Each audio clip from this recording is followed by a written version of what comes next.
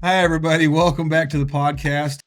As a reminder, I'm James. And I'm Jeannie. And today we've been talking about kind of self-care and the fact that we're basically made up of three different parts as human beings. And we've already touched on the soul, which was last week's episode. And if you didn't see that, we'll be sure to put a link in the description of this one.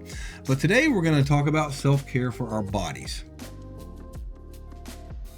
And you know, James, when we were talking about doing this, you actually had an experience not too far from the past that really brings the self-care to the body to light. Would you mind sharing a little bit about that with us? Absolutely. It's actually how we came up with this topic. About 5-6 weeks ago, I was awakened at 2:30 in the morning.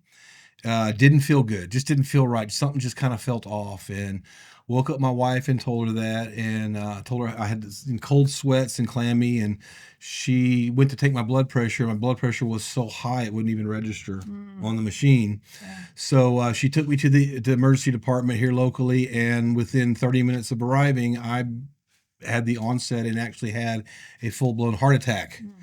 Which was scary in and of itself. In half an hour to 45 minutes after my heart attack, they discovered one of my arteries on the whatever side of my heart was 99% blocked, and so they put a stent in and had me in a recovery room in less than an hour, and I had to spend a good full 2 days in the hospital because they were still trying to get my blood pressure down. But the thing of it is, I had no warning before I woke up that morning. I don't know what happened.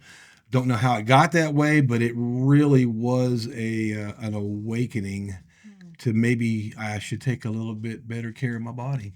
Wow, Yeah. absolutely. That's kind of a shocking discovery. Yeah. So, Yeah, for sure. since this happened, what have you put in place when it comes to the body since all of this? I know you've probably had to make some changes and had to maybe, adjust some things. So what Yep. have you done since then? I try to take a little bit better care of myself. I'm starting to exercise more than I did before this happened.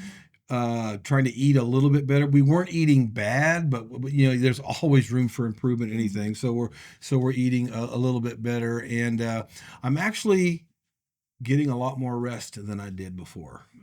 Yeah. Wow, that's really important. So how hard has it been for you to change gears, especially when it comes to the rest part? For me, it's been hard because I've been ever since I started working at age 16, which was a long time ago. In case you're wondering, I've always been on the go. I've been go go go. I've been a very driven person, and up until recently, I actually kind of put my own body, soul, and spirit healing kind of on the back burner because I was so much on the go. And like I said, I was always driven to do more, do more, do more. Wow. Yeah, and that kind of brings us to our the core of this topic, Yep. which is that, drive can become an addiction It can. and it can become part of our It's identity. like a dopamine rush almost. It Yeah. really does. Someone, and I've heard this before, but someone once told me a long time ago that they were actually I think they were even in ministry, and they were extremely frustrated with their schedule. And they were really tired. Mm-hmm. And they went to God in prayer and they Yep. said, Lord, I'm so stressed out about all the stuff I've been doing. And they were just burned out and they were tired. And they said the response they heard from him in their heart was, I didn't make your schedule. You did. Change it. If you don't, yes, if you don't like it, then you should probably change it because, the lie is that, when it comes to being busy, it can become part of our identity, and it can be the thing. It's almost like this perpetual thing. When you get busy, then busyness becomes like this addiction, and it almost makes us feel better sometimes because then we feel like we're doing something, we're accomplishing something, and it becomes like this. For lack of better words, like this crown that we wear. This is my busy crown, Right. and this says that I'm important. Right. It reminds me of something in science class where they said an object in motion stays in motion. So when we get Until what? until it's opposed by an equal or greater force, Like a which heart attack. like a heart attack at 2:30 in the morning. Yes. Yeah. So, but like you said, once we get going and once we get that drive and that dopamine rush, it's an addiction. I want more and I want more and I want more. And eventually, if we're not careful, our bodies will say enough Enough is enough. and they will shut down. And I bet honestly there's probably warning signs for all of us when we start to get close to that burnout point. Yep. And it doesn't even have to be a heart attack. It could be a mental Mhm. burnout. Yep. It could be emotional. Yep. It could be just where we just kind of don't function well anymore. But we have to choose to listen, Yeah. or we choose to ignore those signs. So true. So, Well, and that's what we want to talk about because this is so important. When I go to church on Sundays or to anywhere actually where there's a function and I say, "Hey, so and so, how are you?" Usually I get one of three responses. I get, Mhm. "Oh, I'm fine," mhm, or I get, "Man, I've just been busy," mhm. or, "Oh my gosh, I'm so tired." Yeah. Yeah. And it's like that's that little crown that we Mhm. wear that says, "I'm so important. Look how busy I am." Yep. So this is such an important topic. I actually heard it said that it takes about 7 to 10 days for the body to come down from a busy schedule.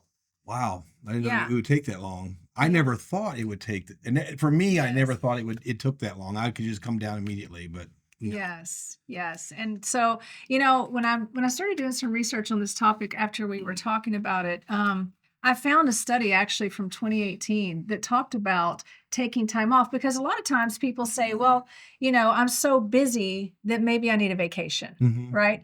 And one of the things you and I were talking about earlier is that even sleep, which Mhm. is we know that the body does not repair itself Mhm. until we go into that deep REM sleep. Right. That's the time that our cells are repaired and Mhm. regenerated. The body discards the ones that are messed up for Mhm. lack of medical terms, Right. right? And it actually is the time that it heals the brain and heals trauma and heals those injuries, Yep. which is so important for anyone that is experiencing any type of trauma, right? Yes. But what I read earlier, it was a research that was done by a doctor.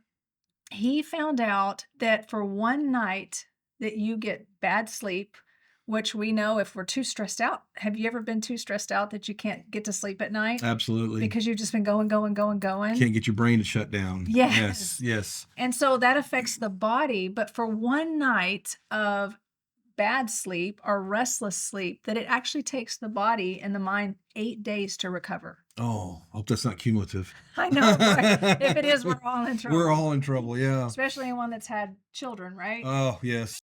So basically that says that and I know even recently I've went on a trip and I remember we traveled and we ended up at the airport for a long time Mhm. because of bad weather and mechanical issues in the plane, and which is something that'll bring a little bit of stress.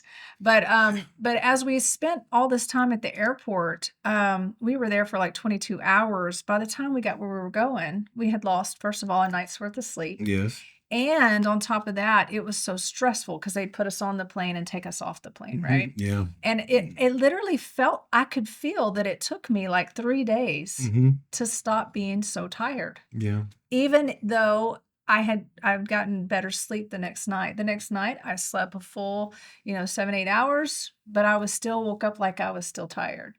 And Right. so I can see how this is very true. Yeah. But back to the vacation, because that's what we want to talk about, right? Yep. So one of the things that I learned in this study was in 2018, they did this study because a lot of times I've heard it said that it takes between 7 and 10 days on a vacation Okay. for your mind and your body to completely let go of the stressors from work, Wow. the stressors from home, and the stressors from life. I don't know Right? if I've ever had a vacation that long. So. I haven't either.